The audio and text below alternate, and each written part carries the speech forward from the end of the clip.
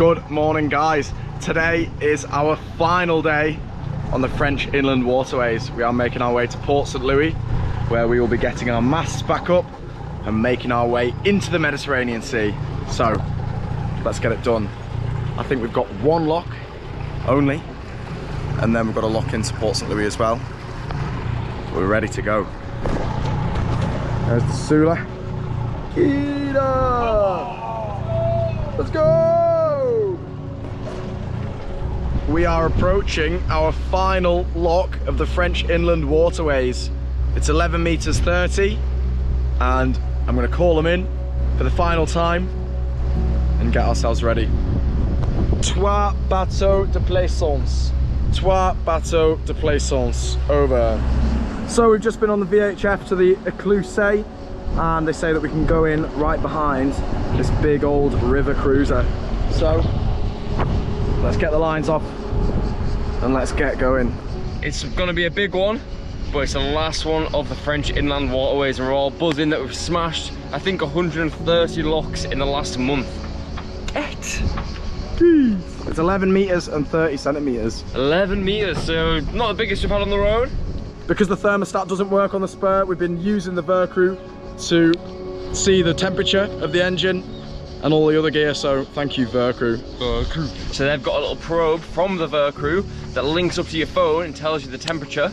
It's unreal, it's been invaluable, and it's allowed us the peace of mind of knowing that the engine's not going to blow up. It's been mint. It's also protected us from people trying to get on the boat when we've parked in dodgy spots. And yeah, it's been a great piece of kit so far, and we can't wait to use it in the Med. Let's go! Let's go! Right, let's do it!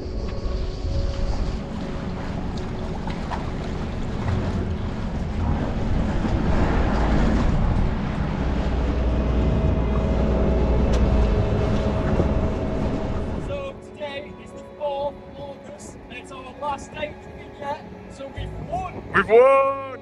The doors are closing on the final lock of the French Inland Waterways. Let's go. We've won. We've won. We believed in ourselves. We thought we could get through the inland waterways of France in 4 weeks. And today is the last day of our 4-week vignette pass, which we got. So we did it, eh? We only had 3 days off along the way, and we have smashed it, eh? Early mornings, late nights, we are in. Blue Spurt sticker on the final bollard of the final lock. Right.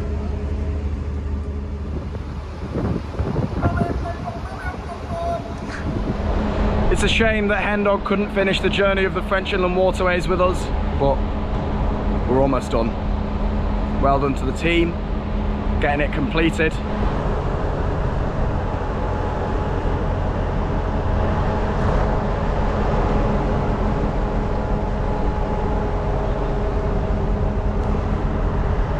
No, the light's gone on the final lock. Sula's just welted the mast. The final. Pull the bow in, Sam, pull the bow in. Go and fend, go and fend. Ah, my hand. Jesus Christ! That was absolutely wacky. Spoke too soon. Last hurdle. Failed at every hurdle. I don't know how good the footage of that was, but the excellence of Roan just absolutely floored it out the lock, and we got dossed around. The Sula has lost the light on the top of the mast in the final lock, and we almost lost the masts. Like, the final hurdle, we failed at the final hurdle. How shocking. Actually, probably not shocking at all. Look at this, the final hurdle, and the mast frame literally almost collapsed. That's why we have these on. Is he getting it? The final hurdle champs. Can't believe that. Ah well, c'est la vie, OIC. So one thing that we probably should have put into place, that we had learnt before with the floating bollards but didn't put into place on the final lock, is having a couple of wraps and maybe even locking it off, because the pontoon, the bollard floats with you, goes up and down. So that was foolish to just be holding onto it as if it was a normal bollard. But we live and learn. Unfortunately, we haven't learned in time because that was the final lock. But we live and learn. What a beautiful castle to come out of the last lock and see. Get in.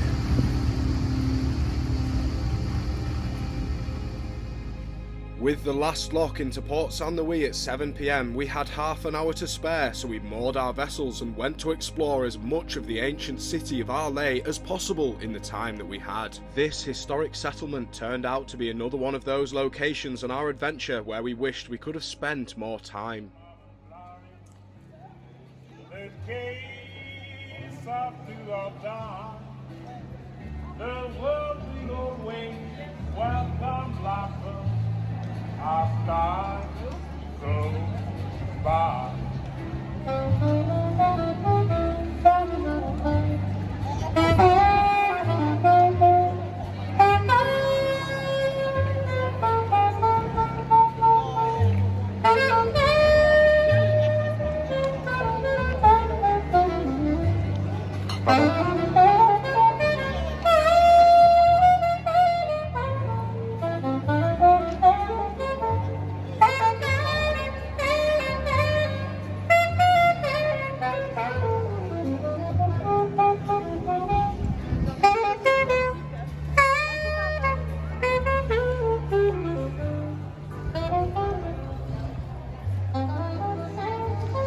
So we are back underway from Arles.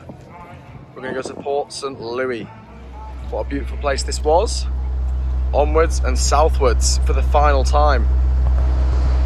So we are now about 14 nautical miles as the crow flies to Port St. Louis, and the Rhone has become very wide, apart from the actual channel that we're allowed to navigate, which is quite narrow. But it's extremely beautiful, and I can't wait to see the sea. Not far now. Absolutely boiling today. Buzzing to get to the Med. Been a long time coming. All of that hard work, all of those locks, up and down. Every time we ran aground, all the issues we've had, all built towards this. We're all absolutely buzzing because we've nearly completed a 30-day transit of the inland waterways of France. It's been a lovely time, but we were sick of locks by the time we finished. So look how close we are to the sea now. What the hell? So we are officially 2 pages away. They've served us well. They've been absolutely class, but soon they will be put away for a long, long time. Started out in Onflow. Now we're at Port St. Louis, coach. A plumber told me that the Bay of Biscay was dangerous, so we decided that we were going to do the French canals, and I do not regret it one bit. We've learned how to unstick ourselves from running aground. We've got the engines running really nicely now. To the left there is the entrance to the Canal du Baccarin, which means we are not very far away at all. I can't wait to see the sea. Also, we just found out that the Svanen has run aground, but we are about 16 miles ahead of them because they spent some more time in Arles. So we're not sure what to do. They've got a shallower draft than us as well, so if we did turn around, we'd probably end up getting stuck as well trying to help them. So we've given them our well-earned knowledge of using the dinghy to drop a stern anchor and winching themselves out, dumping all the water. Hopefully they'll be all right. We'll keep you updated. So our French Inland Waterways adventure is about to come to a close, and we're going to call up Port St. Louis Lock on the VHF and get ourselves in to the marina. Sailing vessel Blue Spur, Blue Spur, Blue Spur, calling Eclusay, Port St. Louis. Nous approchons de la Rhone. We can finally smell the sea.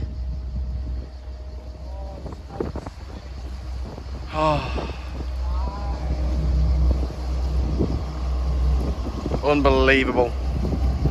And we think over there is the marina. We can see the masts. Or maybe over there, there's more masts. And here we are, finally. We're gonna have to wait outside for a little while by the sounds of things on the radio. But we're here. And the sea is that way.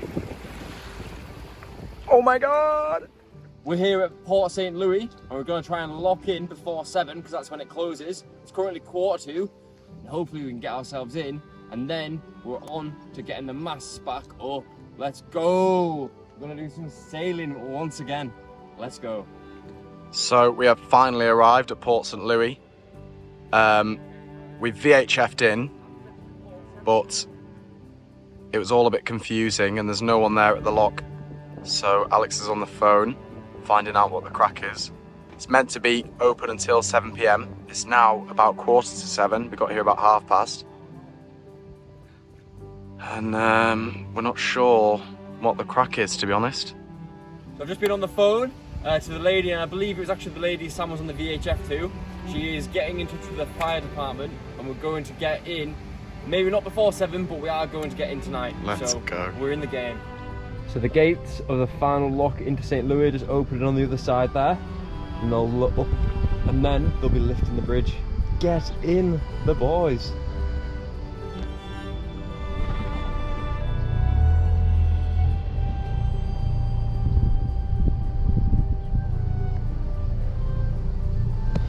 Rob just soloed this lock and had to do some mad manoeuvres, but he's managed it. From the tidal waters of the English Channel, we made our way up the Seine to Rouen, where we turned our pair of blue water sailing boats into vessels more suitable for the rivers and canals of this vast country. With our masts down, we made our way further up the Seine, leaving the green hills of Normandy behind us and on to the capital, making its preparations to host the Olympics. Having made it through Paris by the skin of our teeth, with the Sula being the last pleasure craft to get through before the river closed, we had no choice but to continue onto the winding network of canals that would lead us through a cross-section of idyllic French countryside. Starting at Champagne-sur-Seine, we navigated the Canal du Loing, the Briare, the Latéral à la Loire and the Centre, completing over 200 nautical miles of canals.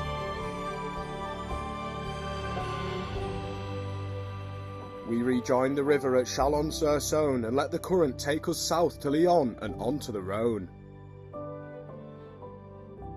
With up to 8 knots of current behind us, the last stretch really was a conveyor belt launching us towards Port St. Louis and the Mediterranean.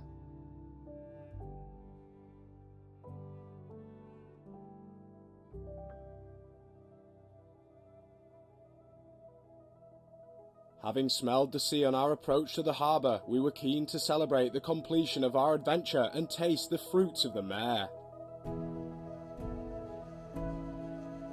With our boats back in the salt and the catch of the day consumed, all we had left to do was find a beach and touch the Mediterranean sand, which was a moment we had all been waiting for since we started our incredible journey. We're currently skating to a beach. We're all going to see the Med for the first time on this trip.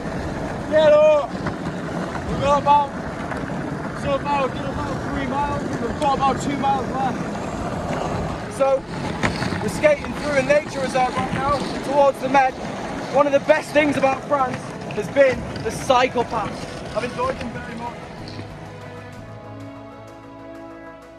As the sand passed through my fingers, I felt a great sense of accomplishment and was proud of the team for completing this huge milestone together.